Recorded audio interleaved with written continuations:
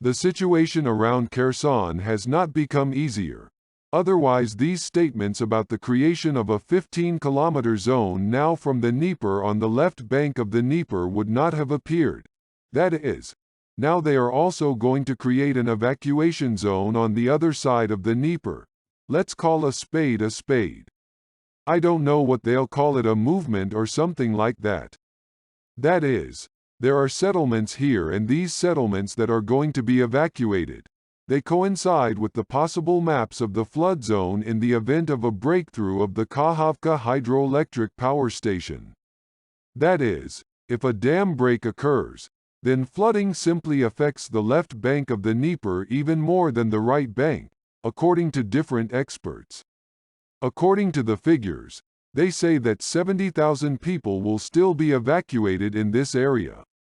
That is, you understand, the situation around Kherson has not been resolved, and again, these symbolic operations, as the Times stated with the removal of Potemkin's ashes there, are all done for a reason. Just do not hope that this will be decided there within a week. By the way, I spoke about this and only when this topic of evacuation appeared. I have repeatedly stressed this, and this does not mean that it will happen quickly. Because right now there are really no changes at the front yet. Talking about the evacuation from Kherson or the beginning of the battle for Kherson is not the case. But there are steps indicating that preparations for this scenario are ongoing. Moreover, the fork, it remained the same, either evacuation, or the Stalingrad scenario. More about the front. I know that many are watching and waiting for the results to be summed up, but no strategic changes have taken place. That is, we have long been fixing such a status of the quo or a return to its original position.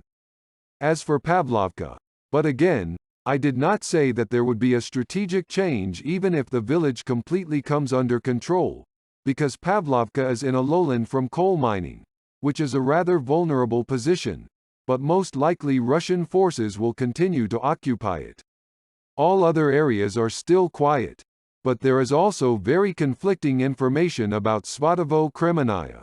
You see, there is a highway here that again connects Svatovo and Kremenaya, and this is a gray zone.